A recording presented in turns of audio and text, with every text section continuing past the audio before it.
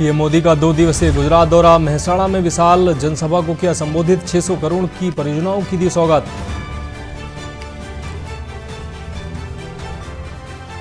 आंध्र प्रदेश के विजयनगर में हुए ट्रेन हादसे में मृतकों की संख्या बढ़कर हुई 14। ड्राइवर ने सिग्नल तोड़कर दूसरी ट्रेन को टक्कर मारी। 5 कोच डिरेल हुए। केरल ब्लास्ट की 20 सदस्यीय टीम करेगी जांच। अब तक 3 की हुई मौत, 41 लोग घायल, 5 की हालत गंभीर। सीएम ने आज बुलाई सर्वदलीय बैठक। दिल्ली के डिप्टी सीएम मनीष सिसोदिया की जमानत याचिका खारिज। सुप्रीम कोर्ट ने कहा ट्रायल 8 महीने में पूरा हो, देरी हुई तो बेल के लिए दोबारा आ सकेंगे। राघव चड्ढा सस्पेंशन केस में सुप्रीम कोर्ट में सुनवाई। सचिवालय जवाब दाखिल करेगा। आप नेता पर दिल्ली सर्विस बिल पर 5 फर्जी साइन कराने का आरोप। दिल्ली समेत पूरे एनसीआर में खतरनाक स्तर पर पहुंचा प्रदूषण। दिल्ली में प्रदूषण से हालात बेहद खराब। कई इलाकों में पहुंचा AQI 400 के पार। आप देख रहे हैं के न्यूज, खबरों का सारथी। नमस्कार, देश की बात में आपका स्वागत है। मैं हूं मनोज मानस। रुक करेंगे खबरों का। दिल्ली से अहम खबर सामने आ रही है। सीएम केजरीवाल को ईडी का नोटिस मिला है। आपको बता दें 2 नवंबर को ईडी ने पूछताछ के लिए केजरीवाल को बुलाया है। दिल्ली शराब घोटाले में केजरीवाल को नोटिस मिला है। दिल्ली शराब घोटाले में जेल में बंद हैं आपके कई नेता। तो आप नेता सत्येंद्र जैन के बाद मनीष सिसोदिया, उसके बाद संजय सिंह, ये कई नेता हैं जो शराब घोटाले में जेल में बंद हैं। अब इसके बाद सीएम केजरीवाल को ईडी का नोटिस मिला है। 2 नवंबर को ईडी ने पूछताछ के लिए बुलाया है। दिल्ली शराब घोटाले में केजरीवाल को ईडी का नोटिस मिला है। 2 नवंबर को ईडी दफ्तर में केजरीवाल को बुलाया गया है। दिल्ली शराब घोटाले में जेल में बंद हैं आपके कई नेता। आपको बता दें दिल्ली से इस वक्त की अहम खबर आपको दिखा रहे हैं। सीएम केजरीवाल को ईडी का नोटिस मिला है। 2 नवंबर को ईडी ने पूछताछ के लिए सीएम केजरीवाल को बुलाया है। तो शराब घोटाले में, दिल्ली शराब घोटाले में केजरीवाल को नोटिस जारी किया गया। ईडी ने यह नोटिस जारी किया है। शराब घोटाले में आम आदमी पार्टी के कई नेता जेल में बंद हैं।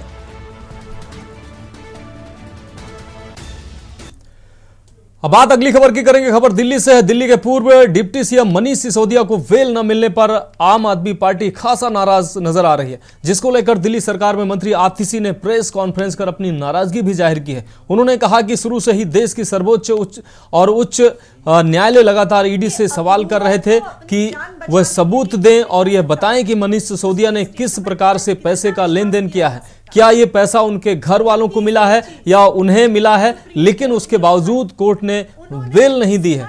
तौर से बार-बार ऑब्जर्व किया, वो सिर्फ और सिर्फ एक अप्रूवर दिनेश अरोड़ा की स्टेटमेंट्स के आधार पर है। इनफैक्ट जब हियरिंग चल रही थी तो सुप्रीम कोर्ट में यही कहा गया कि अप्रूवर तो अपनी जान बचाने के लिए कुछ भी कह सकता है, उसकी स्टेटमेंट पर कितना विश्वास किया जा सकता है। इन तीखी ऑब्जर्वेशंस के बावजूद आज कोर्ट ने एक विपरीत ऑर्डर दिया है। जो सारे मुद्दे कोर्ट ने बार बार खुद उठाए, आज ऑर्डर में सुप्रीम कोर्ट ने बेल मनीष सिसोदिया जी को नहीं दी है। इसलिए अब हम जो ऑर्डर सुप्रीम कोर्ट ने दिया है, वो शायद अभी थोड़ी ही देर पहले अपलोड हुआ है सुप्रीम कोर्ट की वेबसाइट पे, उस ऑर्डर को हम स्टडी करेंगे। उस ऑर्डर में जो भी सारे कानूनी मुद्दे उठाए गए हैं उसको आम आदमी पार्टी, हमारे सारे वकील गहराई से देखेंगे और जो सारे लीगल ऑप्शंस हमारे पास अवेलेबल हैं उनके आधार पर हमारे नेक्स्ट स्टेप्स को डिसाइड किया जाएगा। सुप्रीम कोर्ट का हम सम्मान करते हैं, लेकिन उस सम्मान को करते हुए भी हम बहुत सम्मान पूर्वक ये कहना चाहते हैं कि हम आज जो सुप्रीम कोर्ट ने निर्णय दिया है उस निर्णय से असहमत हैं और उस निर्णय को लेकर आगे क्या क्या कानूनी कार्रवाई हो सकती है उसको बिल्कुल एक्सप्लोर करेंगे। आम आदमी पार्टी एक ईमानदार पार्टी है। अरविंद केजरीवाल और मनीष सिसोदिया के नेतृत्व में जो दिल्ली सरकार चली है और आज भी चल रही है, आज तक ₹1 के भ्रष्टाचार में भी कोई भी आम आदमी पार्टी का नेता शामिल नहीं हुआ है। महाराष्ट्र से इस वक्त की बड़ी खबर आपको दिखा रहे हैं। विधायक प्रकाश सोलंकी के घर में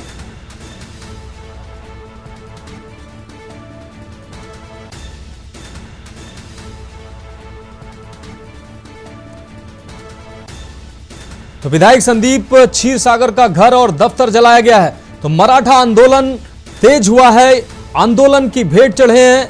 ये घटनाएं हुई है महाराष्ट्र में और तेज हुआ है मराठा आंदोलन। क्षीरसागर की 4 से 5 गाड़ियों को आग के हवाले कर दिया गया है। भीड़ में प्रदर्शनकारियों ने एनसीपी बिल्डिंग में आग लगाई है। इस वक्त की बड़ी खबर महाराष्ट्र से अपने दर्शकों को दिखा रहे हैं। विधायक संदीप क्षीरसागर का घर और दफ्तर जलाया गया है। महाराष्ट्र में तेज हुआ है मराठा आंदोलन। तो इस वक्त की बड़ी खबर महाराष्ट्र से आपको दिखा रहे हैं। क्षीरसागर की 4 से 5 गाड़ियों को आग के हवाले कर दिया गया है। आपको बता दें, बीड में महाराष्ट्र में मराठा आंदोलन आक्रामक हुआ है और आंदोलनकारियों ने कई विधायकों के घर को जलाया है, उनकी गाड़ियों को जलाया है।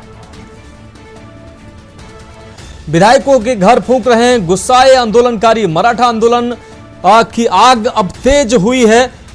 आरक्षण की मांग को लेकर लगातार मराठाओं का जिस तरीके से आंदोलन चल रहा था, अब इस आंदोलन ने उग्र रूप धारण किया है। बीड में प्रदर्शनकारियों ने एनसीपी की बिल्डिंग में आग लगा दिया है। विधायक संदीप क्षीरसागर का घर और दफ्तर जला दिया है। साथ ही 4 से 5 गाड़ियां जला दी गई हैं। महाराष्ट्र में और तेज हुआ है मराठा आंदोलन की आग।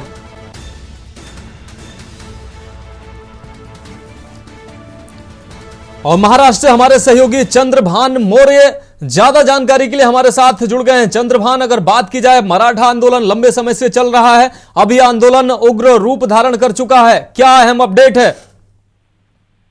जी, जब से जरांगे पाटिल का पहला अनशन तुड़वाया गया था। हेलो जी चंद्रभान, अपनी बात कंप्लीट करिए। हाँ, जब से जरांगे पाटिल का पहला, इससे पहले जो आंदोलन हुआ था, तुड़वाया गया था, उससे वादा किया गया था कि कुछ हमें समय दीजिए, हम मराठा आरक्षण पे आपको पूरी जो है योजना बना के हम उसको आरक्षण का देने का वादा उन्होंने किया था।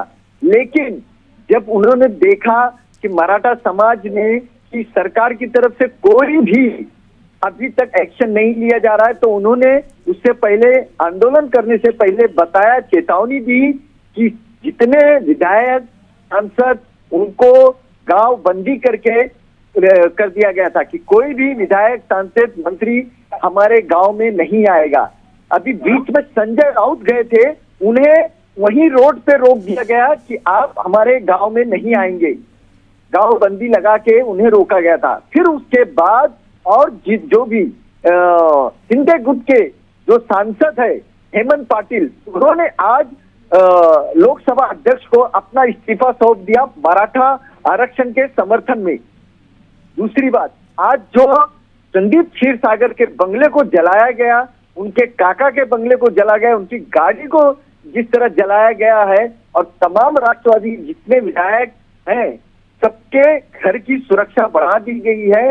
ये ज्यादा जो आक्रोश दिख रहा मराठा आरक्षण का, ये मुंबई के बाहर जो ग्रामीण क्षेत्र है, तो भीड़ और जहां मराठा आरक्षण को ज्यादा तेजी मिल रही है, वहां ये ज्यादा आंदोलनकारी दिख रहे हैं और सरकार का उन्हें आश्वासन दिया जा रहा है। और जरंगे पाटिल आज 5 दिन से फिर से अनशन पे बैठे हुए हैं।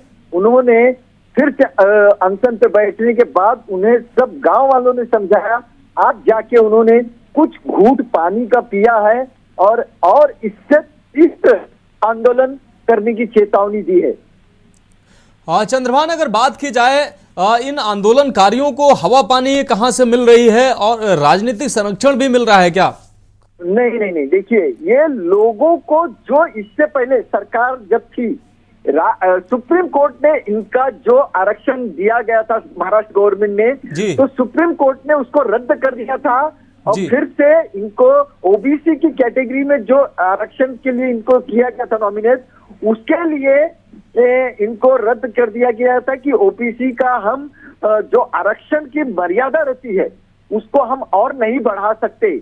आप इसे तुरंत सुप्रीम कोर्ट ने वापस लेने का आदेश दिया था, लेकिन सरकार ने यहाँ वादा किया था कि हम आपके साथ है, हम करेंगे। तो जो इनके मराठा आरक्षण के जो मुखिया थे जरांगे पाटिल, इनसे मिले, इनसे बात हुई, सबसे बात हुई, और हर कोई विधायक जो अब तक चुप था कि नहीं हम सरकार के साथ है, वो अब खुल के सामने आ रहे हैं और खुल के अपना इस्तीफा दे रहे हैं, क्योंकि उन्हें पता है फिर से चुनाव के माहौल में हमें अपने इन्हीं लोगों के पास जाना है, तो हम क्या मुंह लेके इनके पास जाएंगे। इस तरह के मराठा समाज के लोगों ने गांव में घुसने से सबको रोका जा रहा है, विधायक, सांसद, जो मंत्री हैं, सबको रोका जा रहा है। उससे उनकी आक्रमणता आप समझ सकते हैं कि कोई भी उसका उल्लंघन नहीं कर रहा है। संजय राउत जैसे बड़े नेता को रोका गया, अगर वो खुद चाहे वो उतर नहीं सके थे, उनको उतरने नहीं दिया गया था उनकी गाड़ी से, लोगों ने उन्हें वापस भेज दिया था। चंद्रमौर्य, अगर बात की जाए इन प्रदर्शनकारियों की, अब उग्र रूप धारण कर लिया है इन प्रदर्शनकारियों ने, कई विधायकों, सांसदों के घर को जलाया है।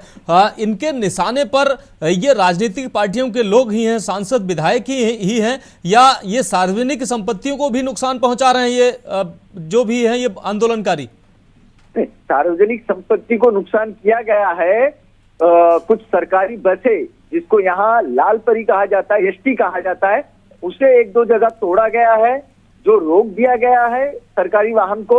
और भीड़ में आज जो नगर पालिका, जिसे पंचायत, नगर पंचायत यहाँ कहते हैं, जहां से भीड़ महानगर पालिका का पूरा कारभार चलता है, उसे आग के हवाले किया गया है। और किसी भी तरीके का और कोई बड़ा नुकसान सरकारी भवन या किसी भी सरकारी चीज को अब तक नहीं हुआ है। चंद्रभान मौर्य, इस अहम जानकारी के लिए आपका बहुत शुक्रिया। आप नजर बनाए रखिए, आगे भी आपसे अहम अपडेट लेंगे। तो महाराष्ट्र में मराठों का आंदोलन अब उग्र रूप धारण कर चुका है। कई विधायकों और सांसदों की घरों में आग लगाई गई है, उनकी गाड़ियों को जलाया गया है। तो महाराष्ट्र से इस वक्त की बड़ी और अहम खबर अपने दर्शकों को दिखा रहे हैं। तस्वीरें साफ तौर से आप देख पा रहे हैं किस तरीके से विधायक के घर पर आग लगाई गई है, तोड़फोड़ की गई है और उनकी संपत्तियों, उनकी गाड़ियों को आग के हवाले कर दिया गया है। तो एक बार फिर से मराठा आंदोलन ने उग्र रूप धारण किया है।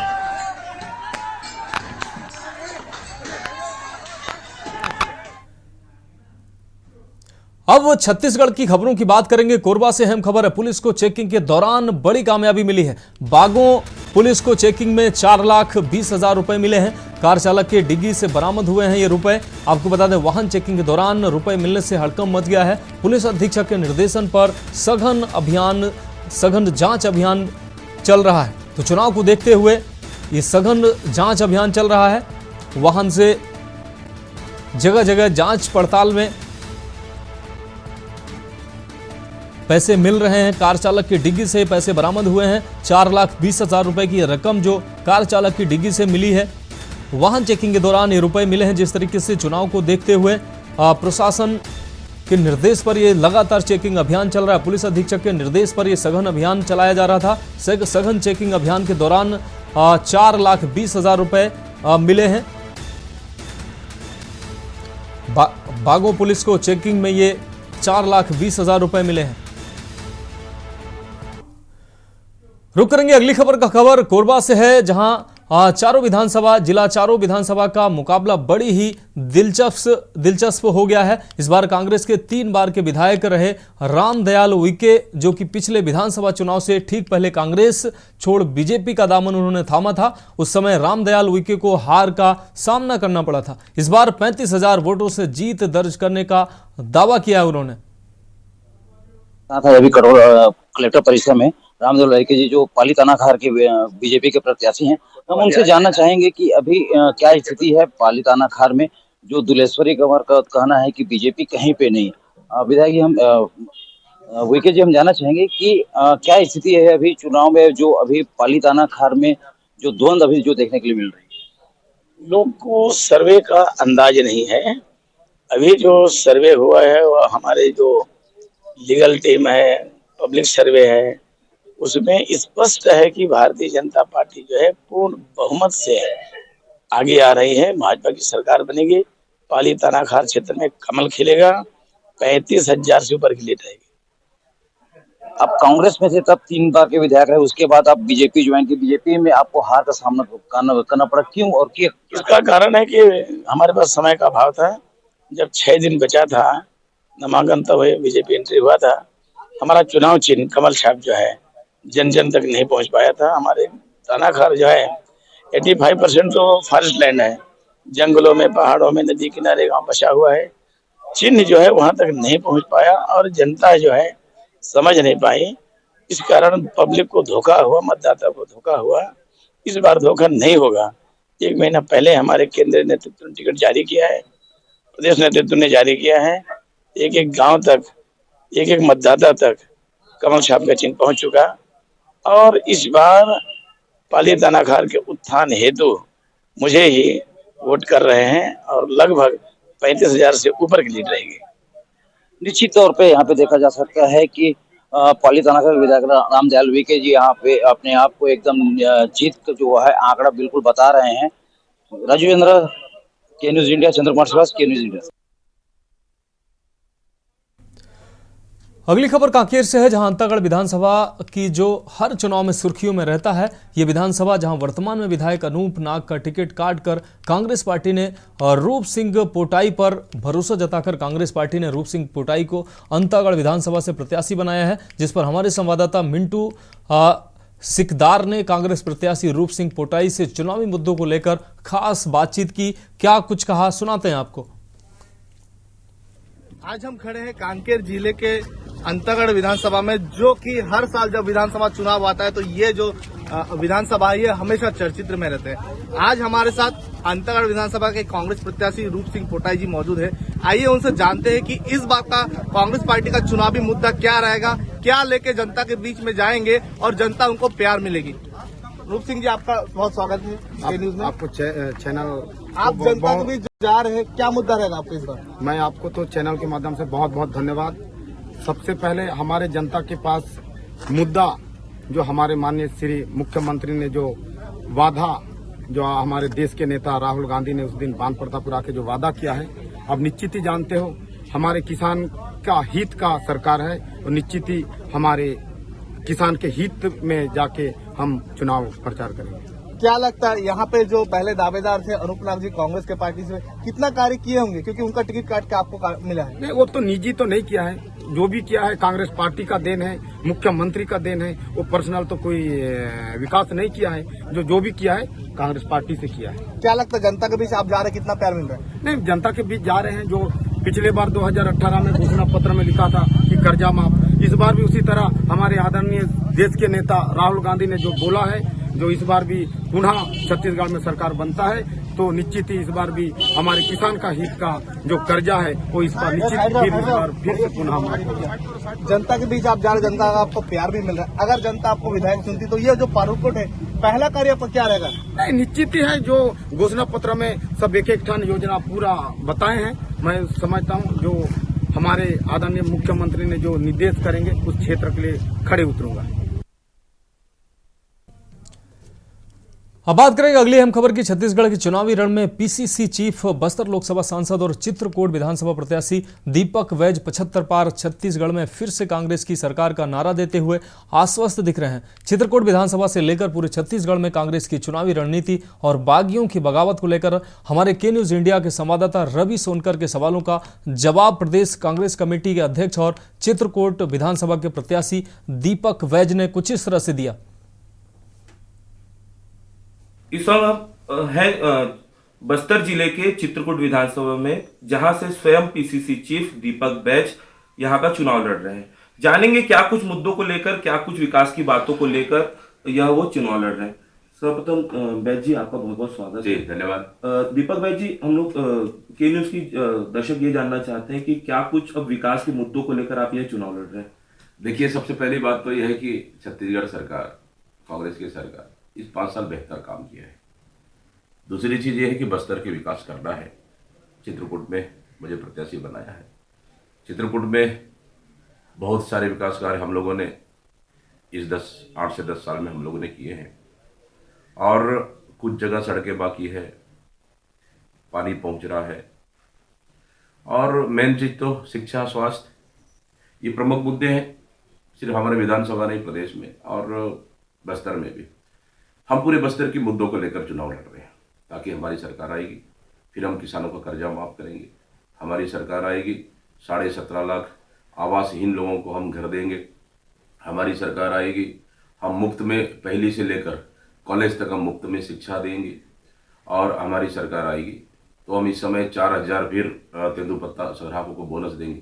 तो इस तरह से हमारे पास बहुत से मुद्दे हैं, किसानों के मुद्दे हैं, युवाओं के मुद्दे हैं, माता बहनों के मुद्दे हैं। तो बहुत से मुद्दों को लेकर हम लोग चुनाव लड़ रहे हैं। बैच जी, आप चूंकि पीसीसी चीफ भी हैं और जैसे ही टिकट की घोषणा की गई तो लगातार लोग बगावत की सुर अपना लिए, तो इस पे किस प्रकार का डैमेज इन लोग कांग्रेस पार्टी को करेंगे, ये क्या फिर इसमें चुनावी विधानसभा में देखने को मिलेगा? देखिए, कोई डैमेज नहीं होगा कांग्रेस पार्टी। हम लोगों ने शुरू से कहते आ रहे, अभी भी कह रहे हैं, अगर आला कमान ने किसी को अगर चेहरा बनाया, प्रत्याशी बनाया, तो वो सबके लिए है और उसका हमको पालन करना चाहिए। अगर कोई 1, 2, 3 सीट में बगावत है, उससे कोई फर्क नहीं पड़ेगा। लेकिन जो लोग बगावत कर रहे हैं, अभी फिर संकेत वापस आने के फिर संपर्क भी कर रहे हैं कि वापस आएंगे, मतलब ये हालत है। तो छत्तीसगढ़ में यह है कि हम ऐतिहासिक जनादेश के साथ फिर से कांग्रेस सरकार बनाएंगे, ये सबको पता है। इसलिए हमको कांग्रेस को कहीं भी नुकसान नहीं है। संविदा कर्मियों का मुख्यमंत्री भूपेश बघेल जी के साथ चर्चा हुई, 27% उनके लिए डीए उन्होंने बढ़ाए, भत्ता बढ़ाए। नंबर 1, नंबर 2, शराबबंदी पे सरकार काम कर रही है, लगातार अध्ययन कर रही है। और हम तो कह रहे हैं कि सरकार सिर्फ शराबबंदी करने से शराब बंद नहीं होगा। देखिए, हमारे पास कई ऐसे राज्य हैं जो राज्य की सीमाएं हैं, जो अगर शराब बंद कर देंगे सीधा वहाँ से हमारे पास शराब आएगी, डर हुई। इसलिए यह है कि हम लोग को सबसे पहले जागरूकता की आवश्यकता है। थोड़ा समय लगेगा, जब पूरे समाज, पूरे लोग जागरूक हो जाएंगे तो मुझे नहीं लगता है कि शराब बंदी और मतलब शराब और ज़्यादा दिन चलेगा। तो आप देख लीजिए, गुजरात देख लीजिए, बिहार देख लीजिए, शराबबंदी हुआ है, वहाँ के राज्यों का क्या हालत है। तो इसलिए शराबबंदी की आवश्यकता सबसे पहले जागरूकता की है। जागरूकता जब आएगी तो अपने आप शराबबंदी होगी। अब बात करेंगे अगली अहम खबर की। खबर छत्तीसगढ़ के दुर्ग से है, जहां चुनावी माहौल में अचानक नया मोड़ आ गया है। आपको बता दें, जोगी कांग्रेस के प्रदेश अध्यक्ष अमित जोगी ने पाटन विधानसभा से नामांकन किया है। आपको बता दें कि पाटन विधानसभा छत्तीसगढ़ की सबसे हाई प्रोफाइल सीट मानी जाती है। एक तरफ जहां मुख्यमंत्री भूपेश बघेल इस सीट से कांग्रेस के प्रत्याशी हैं, वहीं दूसरी ओर विजय बघेल जो वर्तमान में सांसद हैं, उन्हें बीजेपी ने पाटन से अपना उम्मीदवार बनाया है। ऐसे में अमित जोगी की अचानक एंट्री ने सभी को चौंका दिया है। अमित जोगी अपने हजारों कार्यकर्ताओं के साथ नामांकन दाखिल करने कलेक्ट्रेट पहुंचे। उनसे हमारे संवाददाता सादिक रजा ने विभिन्न मुद्दों पर खास बातचीत की। क्या कुछ कहा, सुनाते हैं आपको।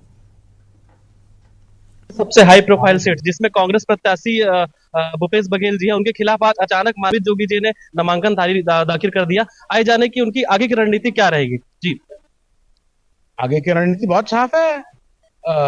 मैं भूपेश के खिलाफ नहीं, भ्रष्टाचार के खिलाफ लड़ रहा हूं। और पहली बार 23 साल में पाटन में चुनाव होने जा रहा है। नहीं तो अभी तक तो चाचा भतीजा एक परिवार के बीच में मैच फिक्सिंग चल रही थी, सेटिंग चल रही थी। अब चुनाव होगा और ये चुनाव में अमित जोगी केवल चेहरा रहेगा। असली चुनाव तो पाटन वासी लड़ेंगे, जो भ्रष्टाचार से पीड़ित हैं, परिवारवाद से पीड़ित हैं, शराबखोरी से पीड़ित हैं, सट्टाबाजी से, गुंडागर्दी से जो पीड़ित पाटनवासी हैं, वो चुनाव लड़ेंगे। और मुझे उन पर पूरा अंधविश्वास है। अगर विश्वास नहीं होता तो मैं कोई दूसरी सीट से लड़ लेता, 2 सीटों से नामांकन दाखिल कर देता। लेकिन मैं केवल और केवल पाटन से इसलिए लड़ रहा हूं क्योंकि मुझे पाटन वासियों पर पूरा विश्वास है। अमित जोगी जी, आपकी पार्टी छत्तीसगढ़ में कितने सीटों पर विजयी होगी? कितनी सीटों पर विजय होगी ये तो अभी मैं नहीं कहूंगा। सब्र थोड़ा लंबा रहेगा तो फल भी उतना ही मीठा मिलेगा। हम सबको इंतजार करना चाहिए। पर इतना मैं जरूर कहूंगा, क्रिकेट वर्ल्ड कप चल रहा है, छत्तीसगढ़ में भी एक तरह से पॉलिटिकल वर्ल्ड कप चल रहा है। कांग्रेस बैटिंग कर रही है, भाजपा बॉलिंग कर रही है, पर ऑलराउंडर केवल जोगी पार्टी वाले हैं। हमारे बिना कोई भी मैच नहीं जीतने।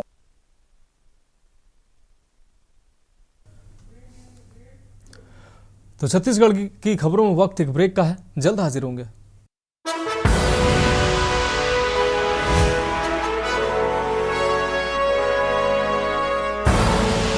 आप देख रहे हैं के न्यूज, खबरों का सारथी। ब्रेक के बाद छत्तीसगढ़ की खबरों में एक बार फिर से आपका स्वागत है। बढ़ेंगे अगली खबर की ओर। खबर खैरागढ़ से है, जहां छत्तीसगढ़ विधानसभा चुनाव जीतने के लिए अपने अपने स्तर पर सभी दलों ने कमर कस ली है। सोमवार को कांग्रेस पार्टी की राष्ट्रीय महासचिव प्रियंका गांधी मुख्यमंत्री भूपेश बघेल समेत नामांकन रैली में शामिल होने छत्तीसगढ़ पहुंचे। इस दौरान प्रियंका गांधी ने खैरागढ़, डोंगरगढ़, अहिवारा विधानसभा क्षेत्र के संगम स्थल जाल बांधा में चुनावी सभा को संबोधित किया। बड़ी संख्या में ग्रामीण और कार्यकर्ता प्रियंका को देखने सुनने दूर क्षेत्रों से पहुंचे थे। प्रियंका गांधी ने महिलाओं के समूह का कर्ज माफ करने की घोषणा कर दी है। इतना ही नहीं, उन्होंने किसानों के लिए भी कई बड़ी घोषणाएं की हैं। सिलेंडर रिफिल करने पर 500 रुपए की सब्सिडी, घर की महिला के बैंक खाते में 200 यूनिट तक बिजली फ्री की बात कही है।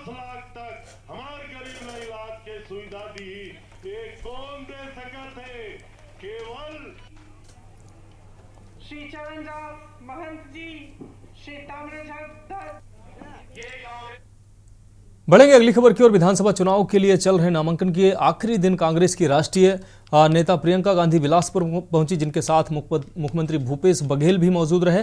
साथ में प्रदेश अध्यक्ष दीपक बैज, प्रदेश प्रभारी कुमारी सैलजा के साथ ही बड़े नेता भी पुलिस ग्राउंड में आयोजित जनसभा में शामिल होने पहुंचे। वहीं कांग्रेस के विधायक प्रत्याशी भी नामांकन भरने के बाद जनसभा में पहुंचे। कांग्रेस द्वारा आयोजित जनसभा में बड़ी संख्या में लोग पहुंचे थे। वहीं कार्यक्रम के दौरान प्रियंका गांधी ने लोगों को संबोधित करते हुए बड़ी घोषणाएं की। प्रियंका गांधी ने भरी जनता के सामने सिलेंडर में 500 रुपए सब्सिडी देने और 200 यूनिट तक बिजली बिल माफ करने के अलावा कई और घोषणाएं की।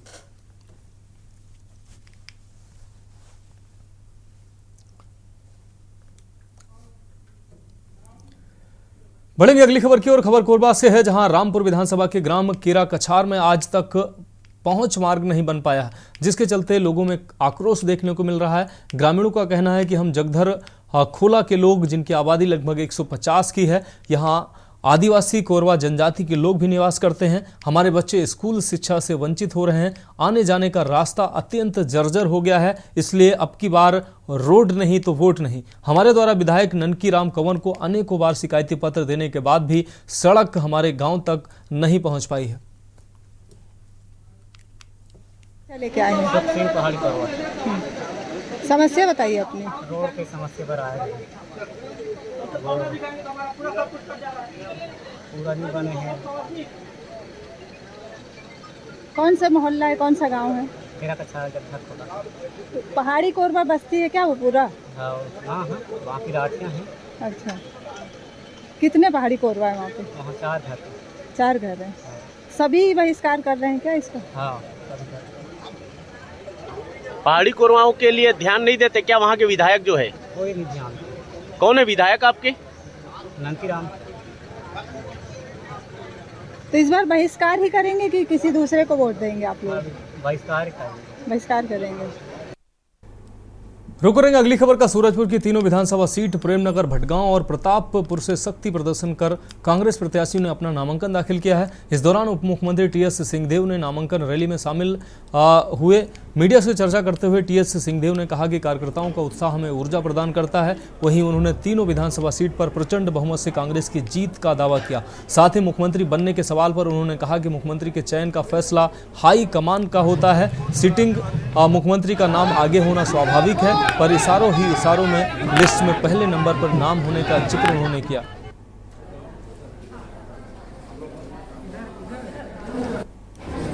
आपने देखा कार्यकर्ताओं में और सब साथियों में भरपूर उत्साह है। बड़ी संख्या में, ऐतिहासिक संख्या में उनकी उपस्थिति भी हुई। तीनों विधानसभा से लोग समर्थक बड़ी संख्या में उपस्थित हुए हैं। कार्यकर्ताओं का, कैंडिडेट का सब मनोबल बढ़ाता है। पूरा विश्वास है कि तीनों सीट कांग्रेस जीतेगी। बाबा, इस बार के प्रमुख मुद्दे क्या रहेंगे? इस बार क्या घोषणाएं होंगी? जो घोषणाएं हो चुकी हैं उनमें धान की खरीदी 1 नवंबर से चालू हो रही है। वो अब 15 क्विंटल की जगह 20 क्विंटल की जाएगी। जहां 15 क्विंटल के ऊपर 52.5 खंडी हम लोग कहते हैं धान ही लिया जाता था, अब सरकारी सोसाइटी में 70 खंडी धान लिया जाएगा, अर्थात 20 क्विंटल धान। इसमें सीधे सीधे किसानों को कम से कम 4000 अतिरिक्त आय मिलेगी, वरना वो 1400 रुपये के आसपास धान बेचते, अभी 2185 रुपये में धान बेचेंगे। तो 800 के भाव से 4-5 क्विंटल का 4000 रुपया अतिरिक्त उनको मिलेगा। खबर बलरामपुर से है, जहां छत्तीसगढ़ में होने वाले 2023 विधानसभा चुनाव की नामांकन तारीख के आखिरी दिन बलरामपुर जिले में उत्तर प्रदेश के आजमगढ़ से सांसद दिनेश लाल यादव निरहुआ बलरामपुर पहुंचे। यहां उन्होंने हाई स्कूल खेल ग्राउंड में आमसभा को संबोधित किया। उसके बाद भाजपा प्रत्याशियों को रिक्शे में लेकर नामांकन स्थल तक पहुंचे। यहां उन्होंने मीडिया से बात करते हुए कहा कि छत्तीसगढ़ में इस बार बदलाव की लहर है और डबल इंजन की सरकार भारी बहुमत से बन रही है। भोजपुरी सुपरस्टार सांसद दिनेश लाल उर्फ निरहुआ ने कहा कि छत्तीसगढ़ में कांग्रेस की सरकार भ्रष्टाचार में लिप्त है। उन्होंने न सिर्फ आवास का घोटाला किया है बल्कि चावल में भी बड़ा घोटाला किया है। उन्होंने कहा कि छत्तीसगढ़ में भाजपा की जब डबल इंजन की सरकार बनेगी तो यूपी की तरह यहां भी बुलडोजर चलेगा और सभी भ्रष्टाचारियों पर बुलडोजर चलाया जाएगा। अच्छा माहौल है, पूरा छत्तीसगढ़ की जनता ने विचार बना लिया है कि अब जो है भ्रष्टाचार वाली कांग्रेस की सरकार को जड़ से उखाड़ के फेंकना है और डबल इंजन की सरकार छत्तीसगढ़ में भी बनाना है। क्योंकि कांग्रेस की सरकार जब से आई है कोई क्षेत्र नहीं बचा जिसमें इन्होंने भ्रष्टाचार नहीं किया हो। जो हमारी छत्तीसगढ़ की जनता है, जो उनका हक है, उनको जो प्रधानमंत्री जी के द्वारा 16 लाख आवास मिलने थे वो उनको नहीं मिलने दिया, जो अनाज मिलना चाहिए वो नहीं मिलने दिया। तो निश्चित रूप से जनता ने ये तय कर लिया है कि अब जो है यहाँ पूरी तरह से पूर्ण बहुमत में भारतीय जनता पार्टी की सरकार बनानी है और हमको भी उत्तर प्रदेश। हम बात करेंगे अगली खबर की। खबर दुर्ग से है, जहां छत्तीसगढ़ में बीजेपी ने अपना प्रत्याशी घोषित कर दिया है, लेकिन चुनाव आते ही पार्टी अपने कार्यकर्ताओं को मनाने में असफल रही है। यही वजह है कि आज बीजेपी से नाराज संगीता केतन शाह ने अपने ही पार्टी के खिलाफ मोर्चा खोल दिया और वैशाली नगर विधानसभा से निर्दलीय नामांकन भर दिया। अपने सैकड़ों कार्यकर्ताओं के साथ संगीता शाह नामांकन भरने कलेक्ट्रेट पहुंची। सभी कार्यकर्ता भगवा रंग में नजर आए। मैं अपने बारे में ही बोल सकती हूँ। मैं 1 से लेकर 37 वार्ड तक गई हूँ। मैंने देखा है, मैंने स्लम एरियाज भी देखे हैं, वहाँ पे बहुत डेवलपमेंट की जरूरत है। बढ़ेंगे अगली खबर की ओर। खबर रायगढ़ से है, जहां जनता जोगी कांग्रेस ने पूर्व महापौर मधुबाई किन्नर को प्रत्याशी बनाया है। मधुबाई किन्नर छत्तीसगढ़ के रायगढ़ की मेयर रह चुकी हैं। उन्होंने स्थापित पार्टियों के प्रत्याशी को 9000 से ज्यादा वोटों से हराया था। निर्दलीय प्रत्याशी मधु किन्नर ने रायगढ़ में भारतीय जनता पार्टी और कांग्रेस के मेयर प्रत्याशी को हराकर मेयर बनी थी। मधुबाई को पहले नरेश चौहान के नाम से जाना जाता था। उनकी शिक्षा की बात करें तो उन्होंने 6वीं कक्षा तक शिक्षा प्राप्त की है। किशोरावस्था में उन्होंने स्कूल छोड़ दिया था। मार्गदर्शन गुरु माता पद्माबाई मार्गदर्शक थी। मधु गरीबी में पली बढ़ी। मधुबाई किन्नर के परिवार ने उन्हें लैंगिक व्यवस्था की वजह से किन्नर समुदाय के लोगों के साथ जाकर रहने दिया। बता दें कि पिछले चुनाव में जीतकर मधुबाई देश में पहली किन्नर महापौर बनी थी।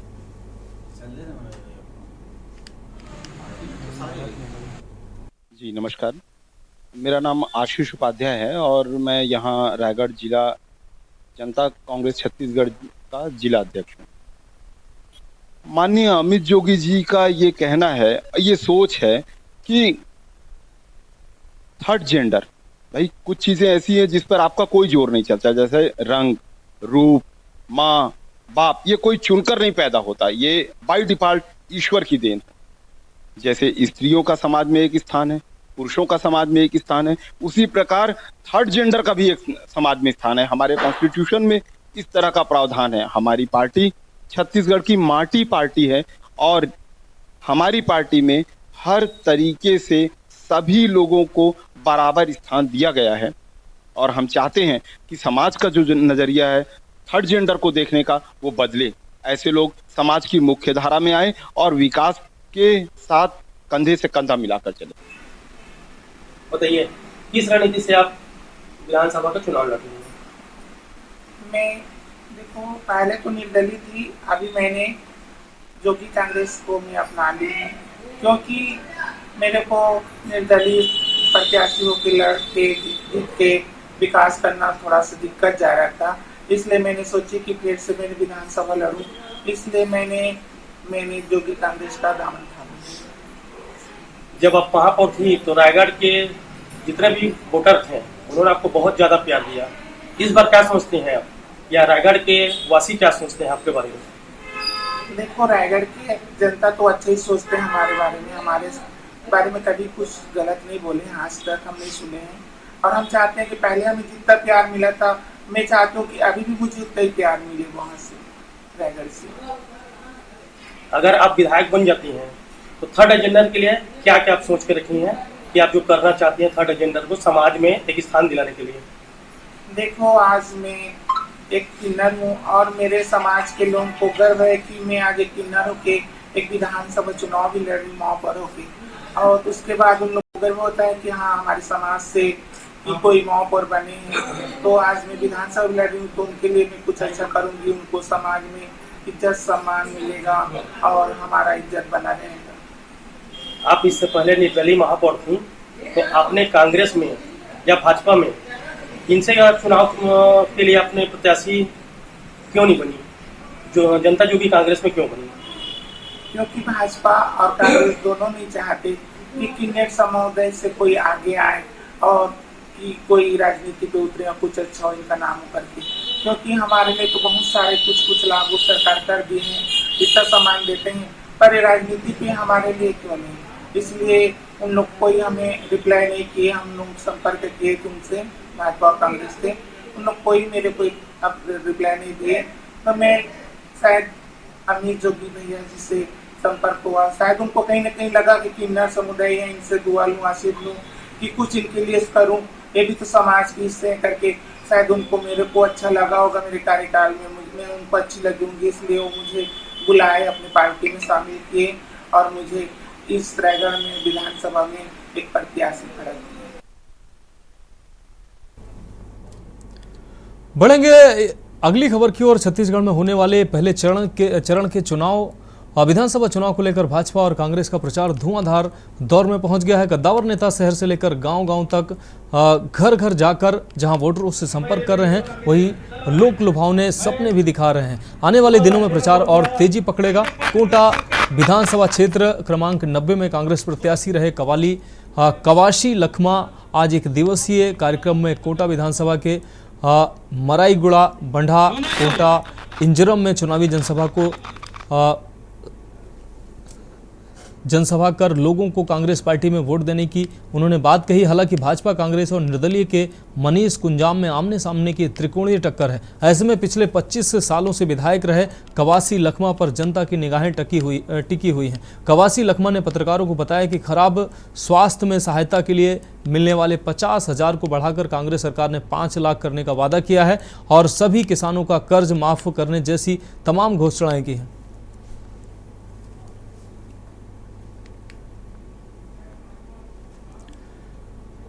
रुक करेंगे अगली खबर का। खबर बलौदाबाजार से है। जिले के सबसे बड़े विधानसभा कसडोल से लंबे समय से कांग्रेस में अपना सेवा दे रहे गोरेलाल साहू ने निर्दलीय चुनाव लड़ने के लिए नामांकन फार्म भरा है। आपको बता दें कि कसडोल विधानसभा से कांग्रेस के संदीप साहू को प्रत्याशी बनाया गया है, जिसको पैराशूट लैंडिंग बताते हुए उनका विरोध करते हुए साथ ही स्थानीय लोगों को प्रत्याशी नहीं बनाए जाने के कारण निर्दलीय चुनाव लड़ने के लिए अपना नामांकन भरा है। गोरेलाल साहू ने सैकड़ों कार्यकर्ताओं के साथ जिला कार्यालय पहुंचकर कसडोल विधानसभा से निर्दलीय नामांकन दाखिल किया है। शहडोल विधानसभा में निर्दलीय नामांकन दाखिल करे। हम कांग्रेस से टिकट मांगत रहे, नहीं मिली, जब मैं निर्दलीय प्रत्याशी के रूप में आज नामांकन दाखिल करे हूँ। क्या आपको कांग्रेस द्वारा किसी प्रकार का दबाव या किसी प्रकार की किया गया है? नहीं, कोई प्रकार का दबाव नहीं, कोई नहीं है। क्या मानते हैं आप विधानसभा में किस प्रकार से आपका रोल रहेगा? अब आप सबको उम्मीद से, आप जनता को उम्मीद से शहडोल विधानसभा में जीत के बताओ, मोला आप जनता का आशीर्वाद है, आप सबके आशीर्वाद। बढ़ेंगे अगली खबर की ओर। सरगुजा जिले के 3 विधानसभा क्षेत्र के भाजपा प्रत्याशियों ने अपना नामांकन फॉर्म जमा कर दिया है, जिसमें अंबिकापुर विधानसभा से राजेश अग्रवाल, सीतापुर विधानसभा से राम कुमार टोप्पो, लुंड्रा विधानसभा से प्रबोध मिंज ने अपना नामांकन फॉर्म जमा किया। इस दौरान झारखंड के पूर्व मुख्यमंत्री बाबूलाल मरांडी मौजूद रहे। आपको बता दें कि सरगुजा जिले के 3 विधानसभा क्षेत्र के भाजपा प्रत्याशियों के साथ हजारों की संख्या में भाजपा समर्थक लोग रैली में शामिल हुए। इस दौरान अंबिकापुर के कला केंद्र मैदान में भाजपा द्वारा सभा का आयोजन किया गया। इस आयोजन में हजारों की संख्या में लोग शामिल हुए। सभी से निवेदन करता हूँ। देखिए, तीनों प्रत्याशी ने नामांकन दाखिल किया है, कार्यकर्ताओं में जोश है और मैं कह सकता हूँ तीनों विधानसभा सीट भारतीय जनता पार्टी के खाते में जाएगी, क्योंकि पिछले 5 वर्षों से जो छत्तीसगढ़ में जिसकी सरकार चल रही है भूपेश बघेल की, करप्शन में पूरी तरह से सरकार लिप्त है। जब दारू घोटाला की चर्चा आप सब लोग जानते हैं पूरी तरह से, और उस घोटाले में कई अफसर या उसके जो सरगना है वो सारे लोग जेल जा चुके हैं। तो कांग्रेस के डीएनए में ही ये भ्रष्टाचार है। जहां कहीं भी कांग्रेस की सरकार बनती है या सरकार में होती है या सरकार में रहती है, तो वहाँ आपको भ्रष्टाचार ही भ्रष्टाचार की कहानी और किस्सा सुनाई देता है। देखिए, आज नामांकन दाखिल किया है भारतीय जनता पार्टी की तरफ से और साथ ही साथ जनताओं का फुल समर्थन है। हमारे पार्टी के समस्त वरिष्ठ से लेकर सभी कार्यकर्ता उत्साहित हैं कि सीतापुर में भारतीय जनता पार्टी का प्रथम बार कमल खिलेगा। प्रतिद्वंदी को सीतापुर की जनता ने खुद बहिष्कार किया है और हमें पत्र लिखकर चुनाव लड़ने बुलाया है। ये बौखलाहट है, और यदि पूरे 20 साल काम अच्छा किया होता तो किसी सेना के जवान को पत्र लिखना नहीं पड़ती या उसको नौकरी छोड़ के आने की जरूरत नहीं पड़ती। अगली खबर कोरबा से है, जहां इस बार विधानसभा चुनाव काफी दिलचस्प होने जा रहा है। छत्रपाल सिंह कंवर ने कहा कि इस बार जो कि कांग्रेस को और मुझे जनता का भरपूर सहयोग मिल रहा है और मैं 35,000 वोटों से जीत दर्ज करूंगा। आपको बता दें कि छत्रपाल कंवर की धर्मपत्नी कांग्रेस से जनपद पाली के अध्यक्ष हैं।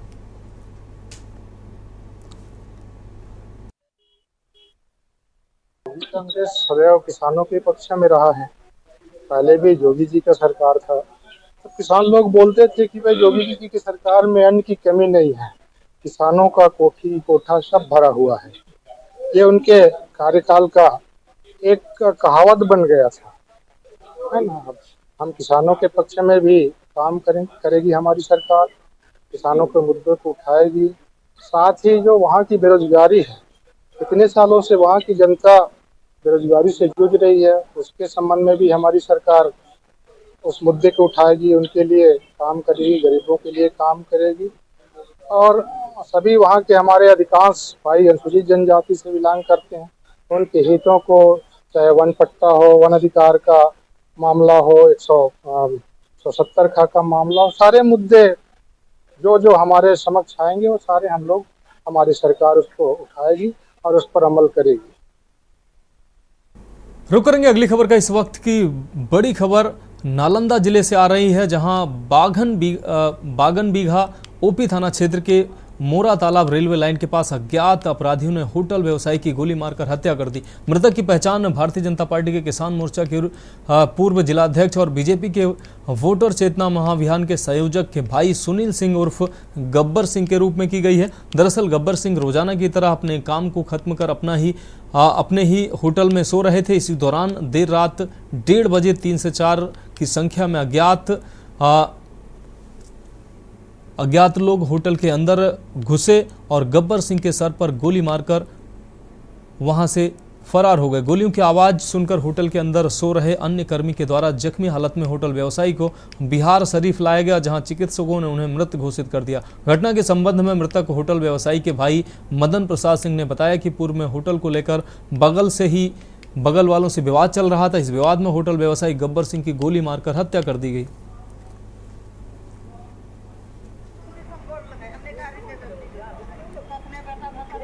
1:15 में हमको कोतवाल बागन बीघा थाना ने फ़ोन किया कि गब्बर सिंह को गोली लग गई है और घटनास्थल पर उनकी मौत हो गई है। ठीक है, और लोग थे कि नहीं आसपास? नहीं, आसपास कुछ लोग आए, वहाँ पर उनके साथ 2 नौकर सोता था, उस पर वहीं पर खड़ा था वो, और उसने बोला कि हम भागते हुए देखे लेकिन पहचान नहीं पाए किसने मारा। कितने की संख्या में देखा उन्होंने? 3-4 की संख्या में। विवाद क्या था? विवाद तो जब से होटल खोले होटल का विवाद चला, और जमीनी विवाद भी था इनके साथ, और बहुत प्रकार का विवाद था, जबकि ये आदमी सामाजिक आदमी है। घटना आज रात के विगत रात के मेरे भाई सुनील सिंह होटल पर सो रहे थे। होटल का स्थान मोड़ा तालाब रेलवे ब्रिज के पास है। 1:00 कुछ मिनट में कुछ तत्व है जो भागते हुए देखा, वहाँ पर 2 लोग सोए हुए थे। और इनकी सोयावस्था में है जो सर में गोली मार के। कोई विवाद होता है? विवाद में वही होटल व्यवसाय के संबंध में कुछ पड़ोसी के साथ विवाद था।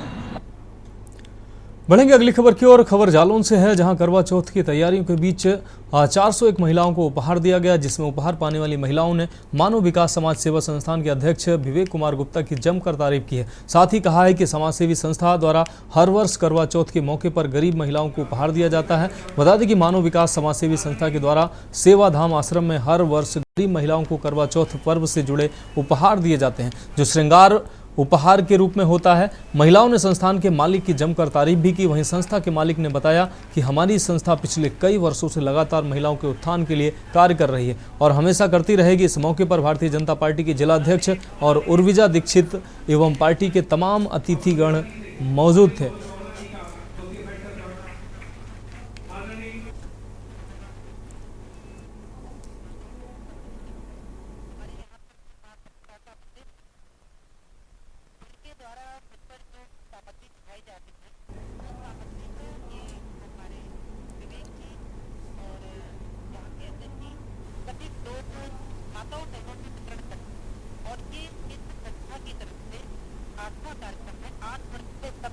माँ के द्वारा जो सामग्री प्राप्त होती है वो उन गरीब माताओं बहनों तक हम लोग पहुँचाने का काम करते हैं।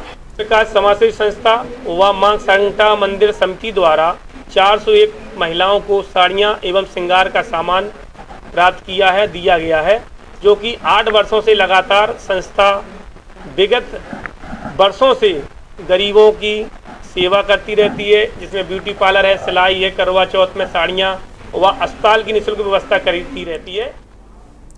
अगली खबर इटावा से है। समाजवादी पार्टी के समर्थकों के द्वारा लगाए गए पोस्टर में अखिलेश यादव को आगामी प्रधानमंत्री बताए जाने और अब दिल्ली दूर नहीं पर यूपी कैबिनेट मंत्री लक्ष्मी नारायण चौधरी ने बयान देते हुए कहा है कि समय समय पर हमारे देश में मुंगेरी लाल पैदा होते रहते हैं जो दिन में सपने देखा करते हैं। एक धरती पकड़ नाम के व्यक्ति थे जिन्होंने जीवन भर राष्ट्रपति का चुनाव लड़ा था, इसलिए ज़्यादा कुछ कह नहीं सकता। जो इस तरह के बोर्ड लगा रहे हैं या फिर पैम्पलेट बांट रहे हैं प्रधानमंत्री के, उनके लिए मैं यही कह सकता हूं कि वर्तमान युग के मुंगेरी लाल हो सकते हैं। आजम खान के अकाउंट वाले सवाल पर कैबिनेट मंत्री के बेटे ने कहा कि एक कहावत है, जो जैसा होता है वो वैसा ही सोचता है। उन्होंने खुद ही यह कर्म कराए हैं। मुजफ्फरनगर दंगा उन्हीं की देन है। कोशी कला में सरकार आते ही दंगा हुआ, वो उनकी देन है। उन्होंने दंगे ही दंगे कराए हैं, उन्होंने यही काम किया है। हमारे यहाँ किसी निर्दोष के खिलाफ कोई कार्रवाई कभी नहीं हुई है। जो दोषी है उन्हें कभी बख्शा नहीं जाएगा।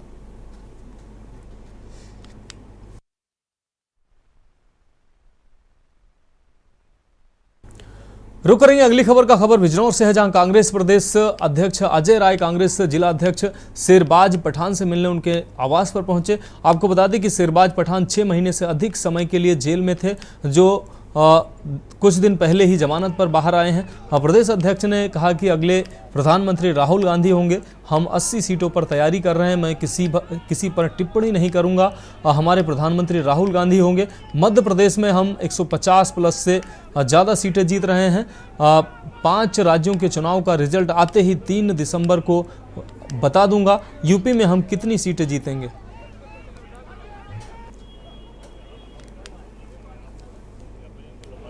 उद्देश्य सिर्फ एक है मेरा कि हमारे बहादुर साथी, हमारे जिलाध्यक्ष शेरबाज पठान जी काफ़ी संघर्ष के बाद जेल से रिहा हुए हैं, जेल से छूटे।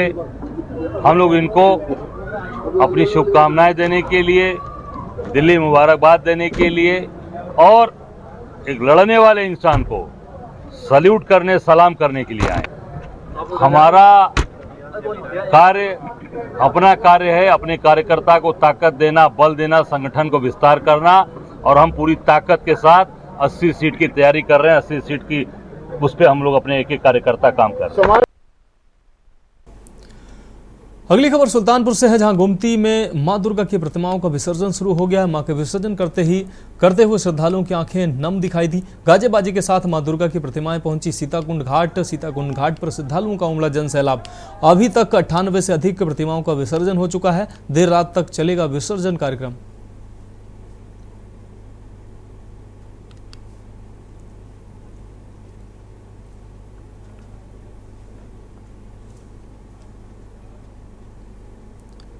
रुक करेंगे अगली खबर का। जनपद सिद्धार्थनगर के नगर पालिका बांसी सभागार में प्रबुद्ध जनों की उपस्थिति में राष्ट्रीय परिचर्चा। आपसी सौहार्द में कैसे आपसी सौहार्द बहाल हो, इस विषय पर परिचर्चा हुई। इसका आयोजन किया गया। कार्यक्रम की अध्यक्षता पूर्व सांसद डॉक्टर CS त्रिपाठी ने की। कार्यक्रम में पूर्व प्रवक्ता OP राय, शिक्षा, राजनीति, मीडिया सहित अन्य क्षेत्र के वरिष्ठ बुद्धिजीवियों ने हिस्सा लिया।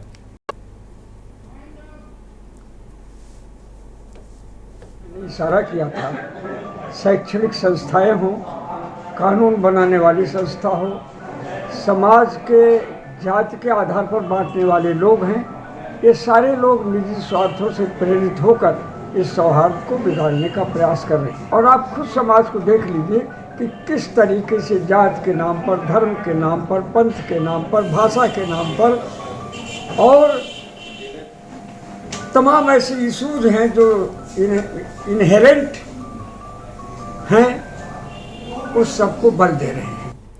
तो देश की बात में आज मेरे साथ इतना ही। मुझे दीजिए इजाजत और आप देखते रहिए के न्यूज़ इंडिया।